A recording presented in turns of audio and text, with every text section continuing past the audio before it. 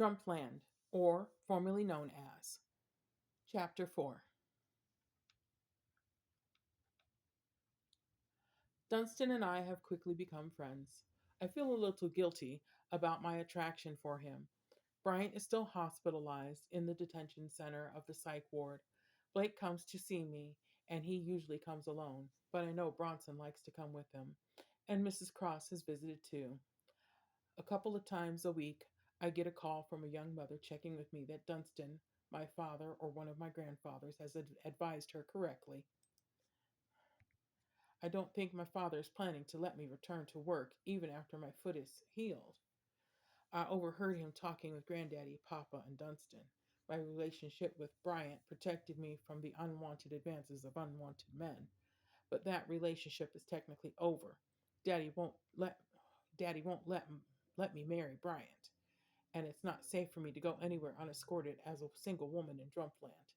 The men don't bother each other's wives, not so much out of respect as it is an unsaid agreement that if I don't bother yours, you don't bother mine. But if you're a beautiful woman, even being married may not protect you. If you're lucky, you're just raped. Not so lucky, beaten and raped.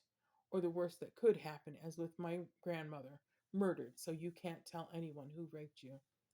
Papa and Daddy have been getting calls from other fathers inquiring about their plans for me and asking them to consider their sons.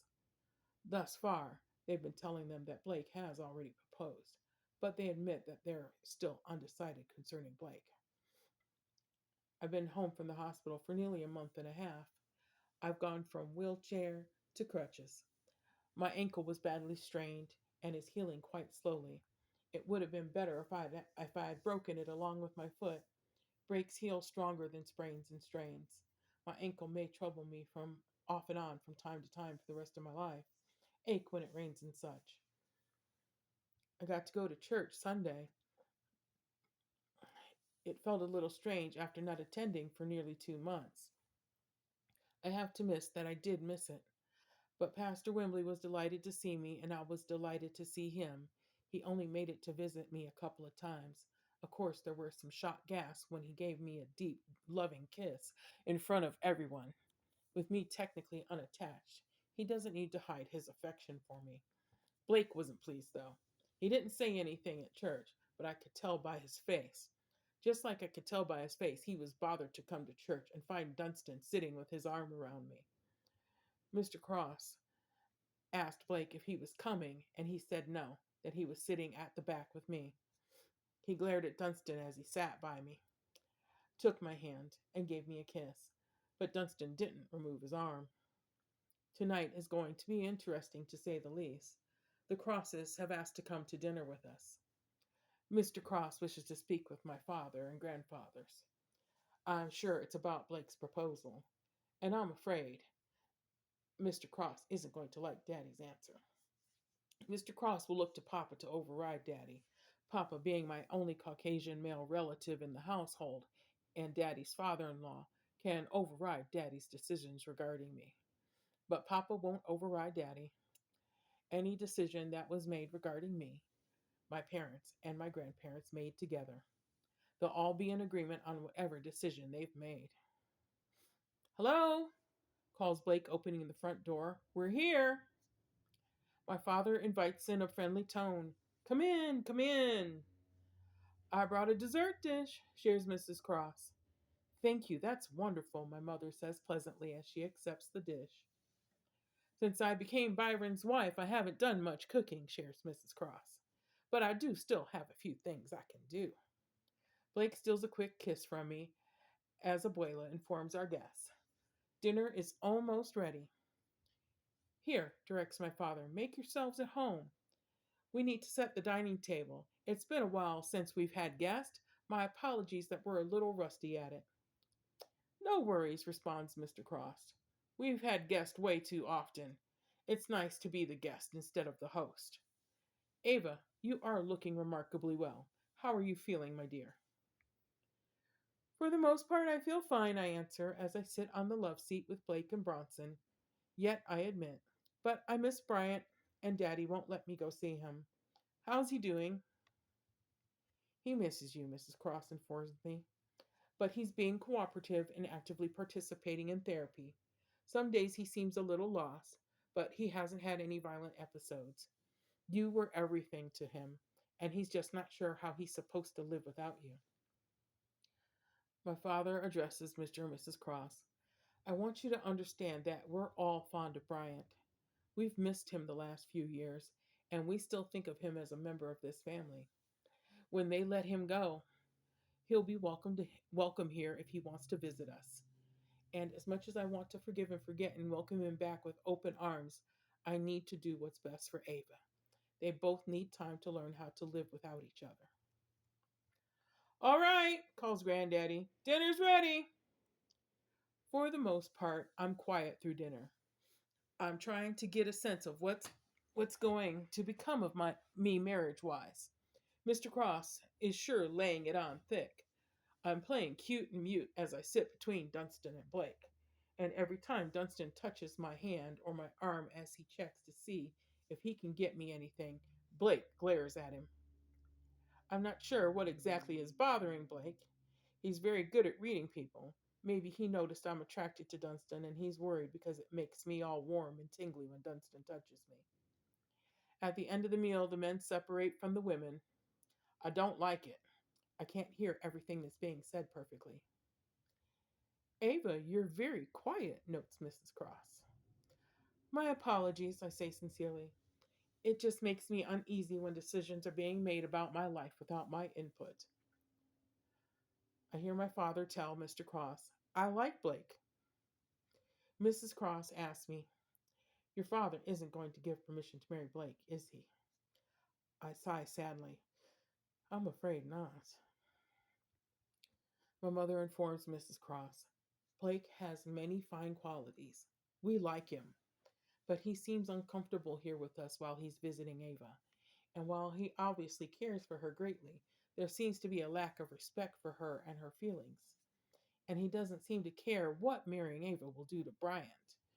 You only seem to look out for each other as far as protecting your family name is concerned. Other than that, you really don't operate like a loving, caring family. We don't feel you and Mr. Cross have set a proper example of being caring parents. And without that example, how is Blake supposed to know how to be a loving, caring husband and father?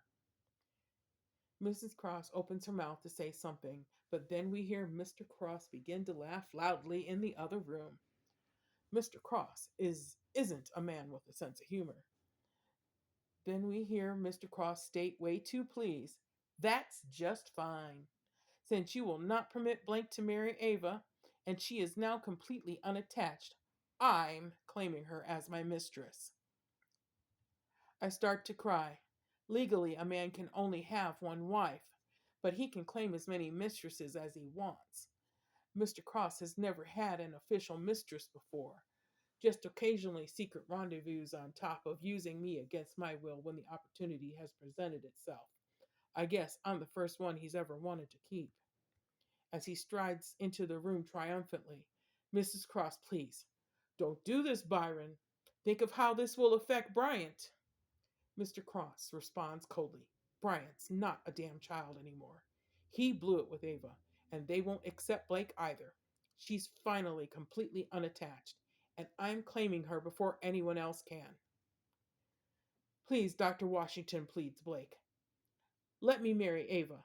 I will live here. I will never force her to live under the same roof as my father. The decision was made, Mr. Cross tells Blake triumphantly, and being my mistress will protect her the same as if she were my wife. She won't even have to endure that old coot, Pastor Wembley. As I'm sobbing, no, Mr. Cross yanks me up from my chair, tosses me over his shoulder like a sack of potatoes, and slaps my ass. He informs my father, I want her birth control implant removed immediately. I know she's going to be a wonderful mother and give me fine sons. I'll send help to assist in packing her clothes and personal items. I think she's going to love the large room I have waiting for her. Byron, stop this, demands Mrs. Cross. Then Dutton orders Mr. Cross, put her down. Like hell I will, responds Mr. Cross. This is my prize. Dutton orders firmly, "Put my fiance down." "Your fiance?" questions Mr. Cross in disbelief.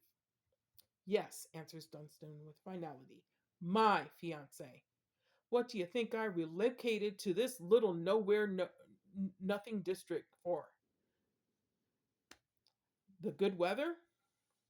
Dunstan takes me from Mr. Cross and carefully places me on the sofa. He kneels on one knee in front of me and asks concerned, "Are you all right?" I nod jerkily as he wipes tears from my face. He assures me it's all right. You're not going anywhere with him. I grasp Dunstan's hand and hold it to my cheek. I don't even know how to start to express how grateful I am to him. I just sob some more. Mr. Cross checks with my father and grandfathers. "You're giving her to him?" My father nods. "She's already been given to him. It was decided months ago, before Bryant lost it altogether and tried to kill her. Then there were transfer papers and such. The paperwork to transfer Dunstan here took nearly 3 months. We loved Bryant, and we kept hoping he would pull himself together, but that just didn't happen." "Why wasn't an announcement made?" demands Mr. Cross angrily. "Those that needed to know did know," answers my father. "Pastor Cross helped us find Dunstan for Ava, and an announcement wasn't done so they could get to know each other without any outside pressure. Plus, we wanted to make sure Dunstan was right for Ava.